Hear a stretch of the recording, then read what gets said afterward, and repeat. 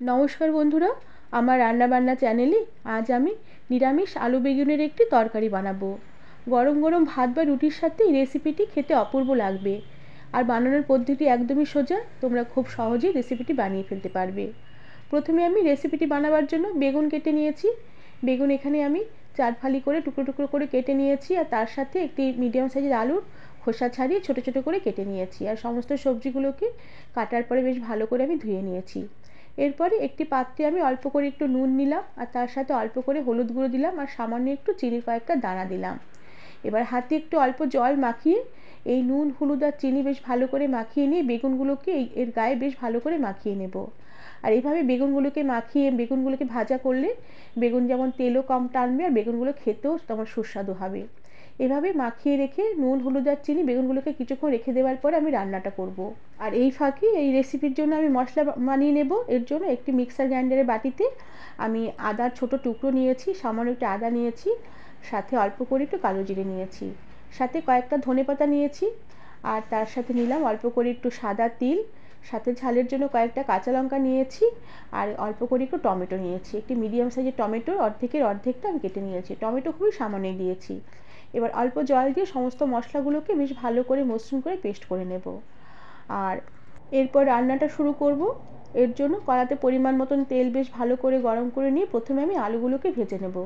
এর জন্য কাটা আলুগুলোকে কড়ার তেলে দিয়ে বেশ ভালো করে একটু নেড়ে চেড়ে নিয়ে আমি সামান্য একটু নুন আর হলুদ গুঁড়ো দিয়ে আলুগুলোকে বেশ লাল লাল করে কিছুক্ষণ একটু ভেজে নেব। আর আলু বেশ সুন্দর একটু লাল লাল করে ভাজা হয়ে গেলে সমস্ত আলুগুলোকে বেশ ভালো করে কড়া থেকে তেল ছেঁকে উঠিয়ে রেখে দিলাম। এরপরে এই তেলেই আমি এবার বেগুনগুলোকে ভেজে নেব। কাটা বেগুনগুলোকে কড়ার তেলে দিয়ে দিলাম। এবার বেগুনগুলোকেও বেশ ভালো করে একটু নেড়ে চেড়ে নেব। বেগুনগুলো বেশ সুন্দর একটু লাল লাল করে ভেজে নেব। আর বেগুন ভাজার সময় আমি গ্যাসের আঁচ ফুলই রাখবো। কম আঁচে বেগুন ভাজলে বেগুনগুলো একদম নরম হয়ে যাবে। ফুল আছে বেগুনগুলোকে বেশ ভালো করে নেড়ে চেড়ে নেব। বেগুন সুন্দর একটু লাল লাল হয়ে ভাজা হয়ে আসবে, অথচ নরম হবে না, গলবে না, একটু শক্ত শক্ত থাকবে। এমন অবস্থায় বেগুনগুলোকে ভেজে আমি কড়া থেকে উঠিয়ে রেখে দিলাম। এরপর এই তেলেই আমি খানিকটা গোটা জিরে ফোড়ন দিলাম, আর ফোড়নটাকে একটু নেড়ে চেড়ে নেব। ফোড়নের সুন্দর গন্ধ বেরোলে একটা শুকনো লঙ্কা ফোড়নের সাথে দিয়ে দিলাম। এবার শুকনো লঙ্কাটাকে একটু নেড়ে চেড়ে নেব। শুকনো লঙ্কাটা সুন্দর ভাজা হয়ে গেলে আমি বাটা মশলাটাকে কড়ার তেলে দিয়ে দিলাম, আর তার সাথে দিয়ে দিলাম পরিমাণ মতো নুন আর পরিমাণ মতন হলুদ গুঁড়ো, আর সাথে অল্প করে একটু লঙ্কার গুঁড়ো দিলাম। এবার সমস্ত মশলাগুলো বেশ ভালো করে কিছুক্ষণ নেড়ে চেড়ে নেব। কিছুক্ষণ একটু মশলাগুলোকে কষিয়ে নেব, যতক্ষণ না মশলার জল শুকিয়ে গিয়ে মশলা থেকে বেশ ভালোভাবে তেল সেপারেট হয়ে আসে। কষাতে কষাতে মশলার জলও শুকিয়ে এসেছে আর সুন্দর তেল ছাড়তে শুরু করেছে। এমন অবস্থায় ভাজা আলুগুলোকে আমি মশলাতে দিয়ে দিলাম।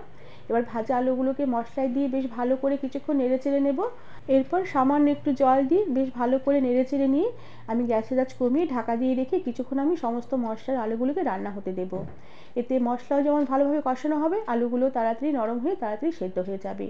কিছুক্ষণ এভাবে ঢাকা দিয়ে রেখে রান্না করে নেবার পরে বেশ ভালো করে নেড়ে চেড়ে আমি মশলা কষিয়ে নেব, যতক্ষণ না মশলার যে জল দিয়েছে জলটা শুকিয়ে আসবে আর একদম খুব সুন্দরভাবে তেল সেপারেট হয়ে আসবে। মশলায় তেল সেপারেট হয়ে এলে ভাজা বেগুনগুলোকে মশলাতে দিয়ে দিলাম।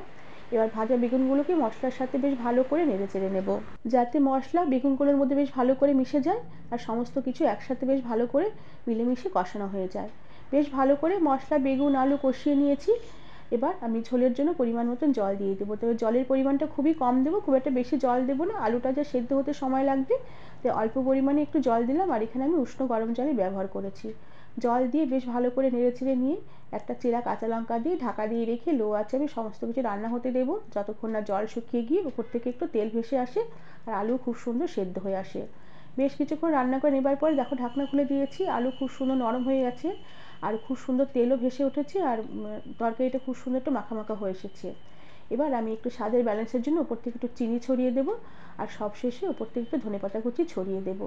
এতে স্বাদেরও ব্যালেন্স আসবে, ধনেপাতা কুচি রান্নায় দেওয়াতে খাবারের স্বাদও অনেকটা বেড়ে যাবে। এরপর বেশ ভালো করে নেড়ে চেড়ে নিয়ে গ্যাসের আঁচ বন্ধ করে দিয়ে ঢাকা দিয়ে রেখে কিছুক্ষণ স্ট্যান্ডিং টাইমে রেখে দেবো। এরপর আমি রেসিপিটি সার্ভ করে দেব। বন্ধুরা, এই শীতের সময় এই নিরামিষ আলু বেগুনের রেসিপিটি তোমরা সহজেই বানিয়ে ফেলতে পারবে। গরম গরম ভাত বা রুটি পরোটার সাথে খেতে দুর্দান্ত লাগবে।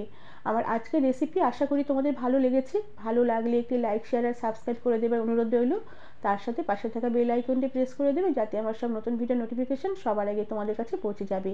আজ তাহলে আসি, পরে আবার একটি অন্য কোনো নতুন রেসিপির সাথে দেখা হবে। ধন্যবাদ বন্ধুরা।